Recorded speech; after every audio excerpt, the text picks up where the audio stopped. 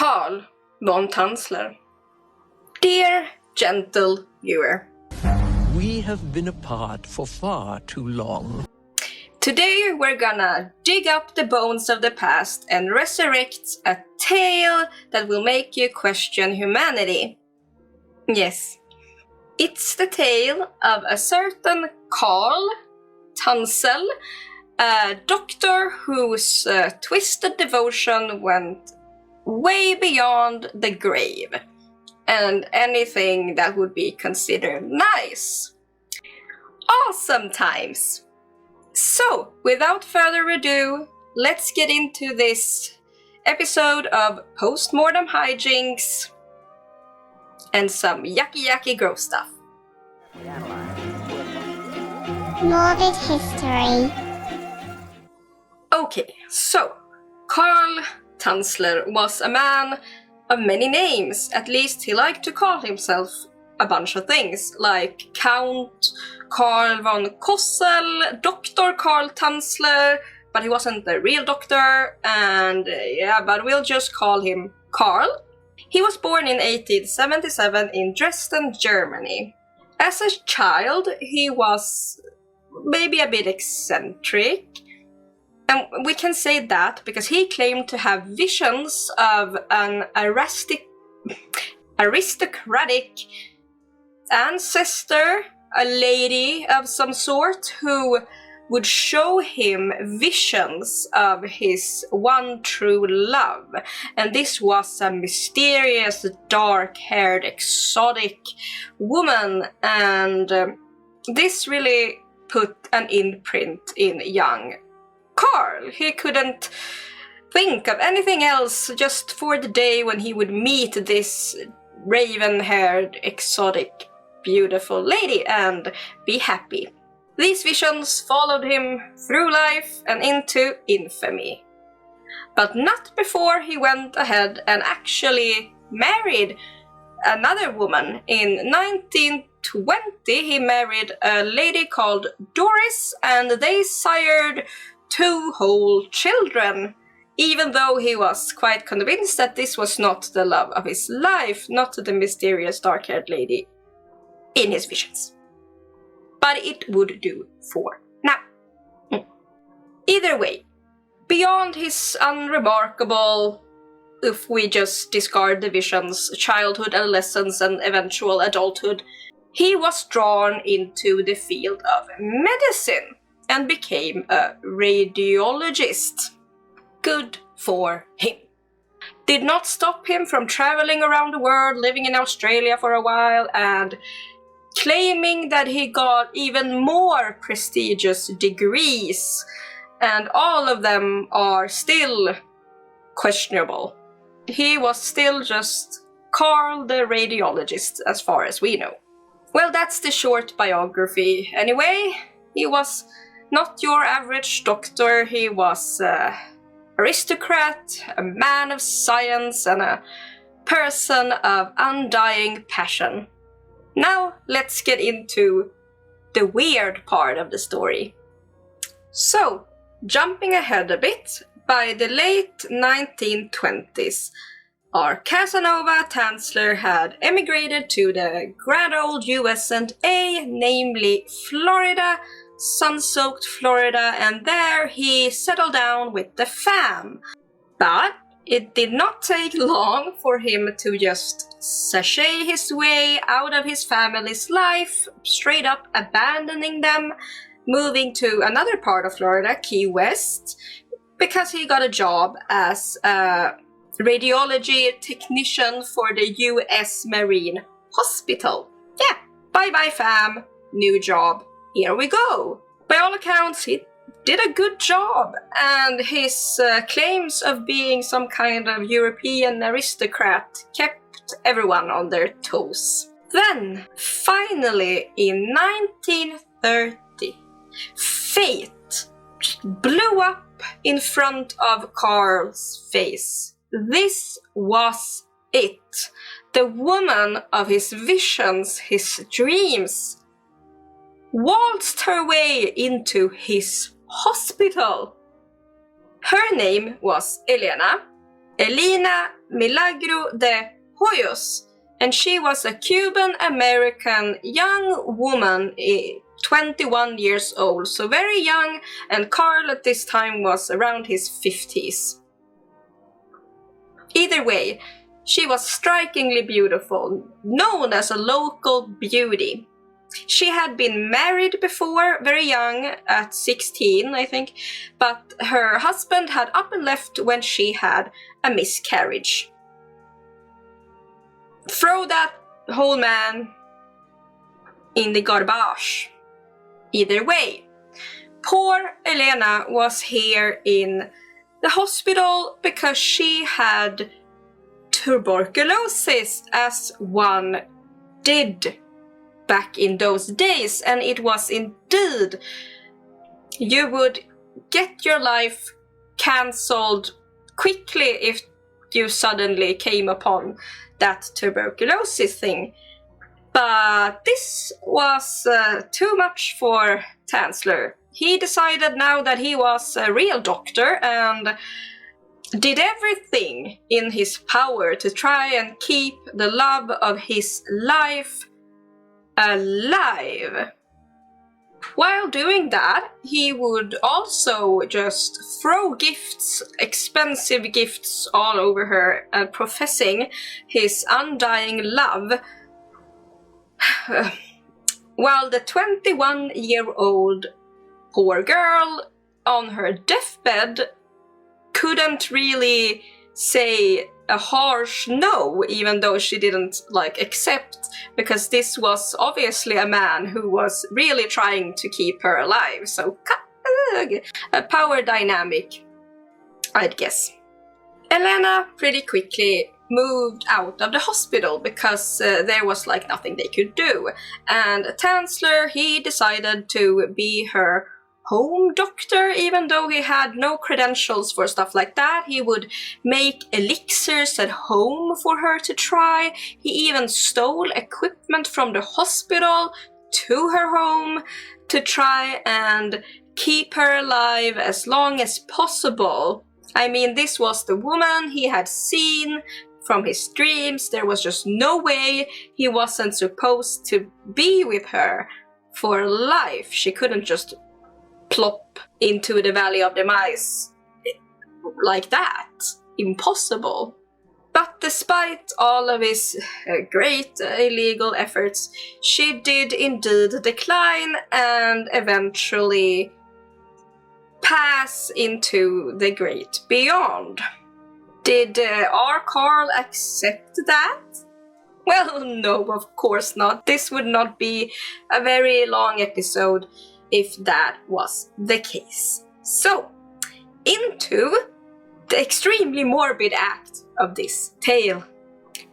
So, the year was 1931 when Elena succumbed to her tuberculosis, and that left dear Carl completely devastated. Yes, he was heartbroken, but his obsession was not over.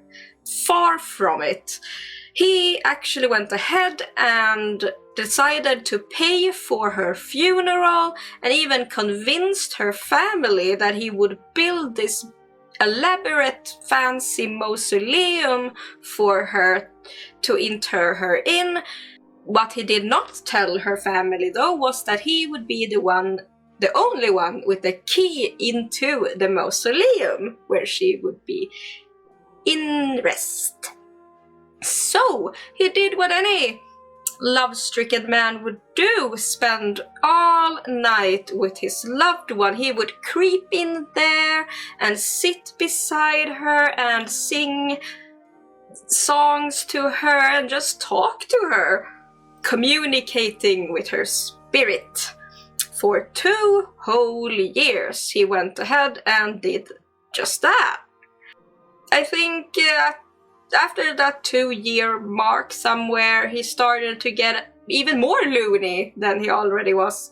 He claimed that Elena's spirit or ghost started talking back to him, and she would beg him to free her from this cold and damp stony mausoleum and take her home. into the warmth. Yeah, of course, makes sense to Carl. So he went into it, and in 1933 he put his plan into motion. By the cover of darkness, night, he crept into the cemetery and delicately, I guess, because that is a person who has been living, not living, like laying there in decay for 2 years. So he carefully took her and placed her in a toy wagon, which he then pulled all the way to his home. That is not the worst part. It's about to come. We can all assume the state of poor Elena's body after all of that lying around in that mausoleum. It's damp and it's cold. Cold would help, I guess, but either way, she was not in a very good state. So Carl straight went into trying to preserve what little that was left. For months, he started like taking piano wires to sew together or like wire together her skeleton. He would put like a wax mask on her, some plaster, filling her cavities with all kinds of different material, inserting glass eyes, and just dousing her with perfume and disinfectants. Her hair by this point had fallen out, so he made himself a wig out of her hair to put upon her. He really tried to make her as lifelike and precise to the Elena she was when she was alive, but it did not end up as a very pretty sight. Poor Elena. But Carl was happy as can be. He got to spend his time with this beautiful girl that he had dreamt of since childhood. So romantic, and it brings a tear to the eye. So yeah, after making her look presentable and dousing her in things that smell better, what was his plan with his love? Well, he would dress her up in super fancy clothing. He would actually go out into stores and buy female clothing that he liked, and even once dressed her up in a wedding gown. He would lay her down in their bed. This might be a bit gross for anyone, but it said that he placed a tube of some kind into the hoo-ha, so he could really pretend that they were really married and he did the marital deed with her. He would read to her, he would pick her up and waltz around his house with her. For him, she was not a cadaver. She was Elena, his bride, preserved in eternal state of what he would be the only one to call beauty.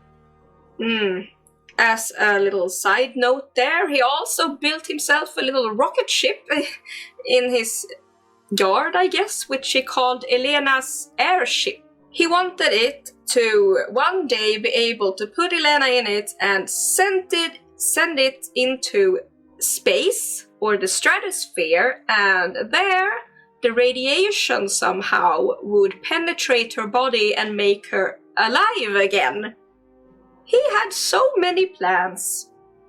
A for effort, Carl. A for effort. He was doing this for a few years. 7, to be exact. He had become a bit of a local oddity, you know, a single man buying females' clothing, even though he almost never went outside.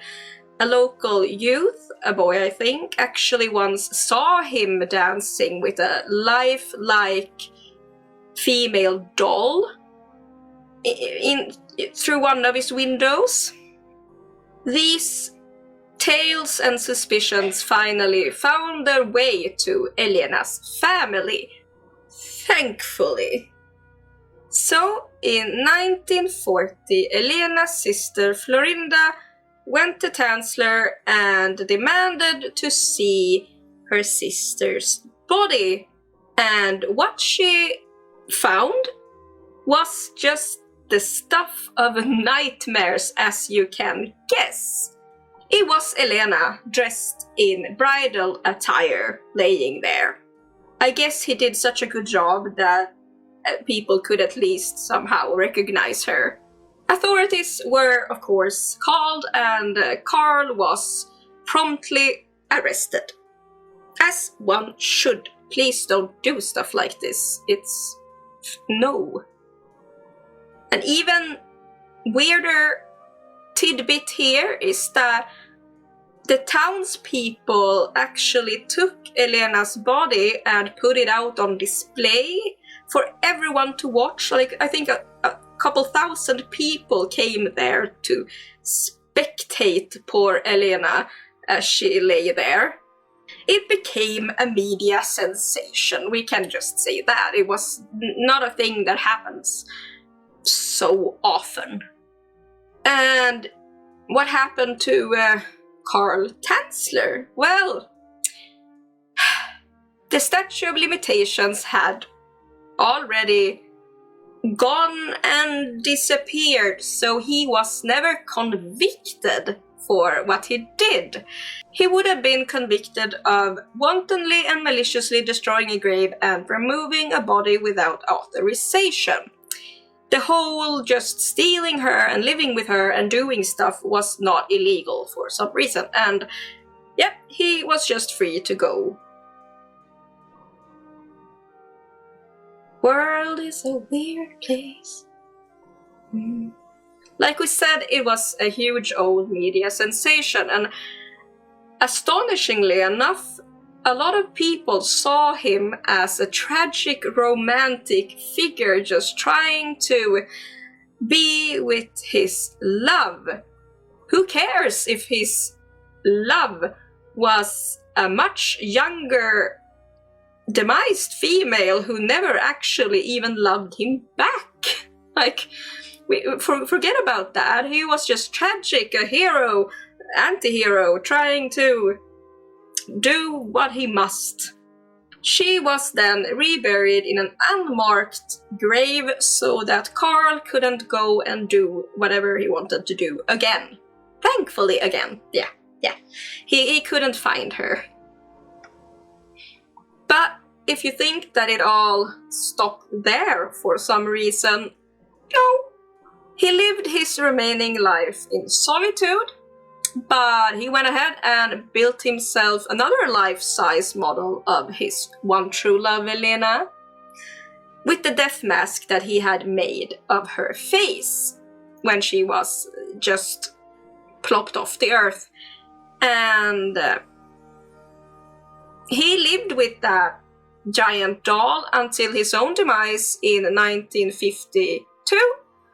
And some stories say that he actually demised whilst cradling his effigy of Elena in his arms in a final twisted act of morbid devotion. Love is eternal, but sometimes it's better left in the grave. Take that nugget and put it in here in your little brain vault for future reference. Some pilvy wise words coming for you. So yeah, my morbid pals, what do you think of our dear Carl? Is he a madman? Or is he a romantic, tragic figure, just driven, obsessed with love? please let me know down below. It was a wild ride and I enjoyed info dumping it for you. Until next time, stay amazing, stay hydrated, but most of all, stay morbid. Thank you so much for watching, and giant thanks to my lovely Patreons. You're my heroes. If you want to support the channel, find links down below for my Patreon and Ko-fi if you want to leave a tip. And also I have a shop where I make some handmade crafts. So yeah, like and subscribe and comment down below. Stay amazing, stay hydrated, but most of all, stay morbid. Bye bye!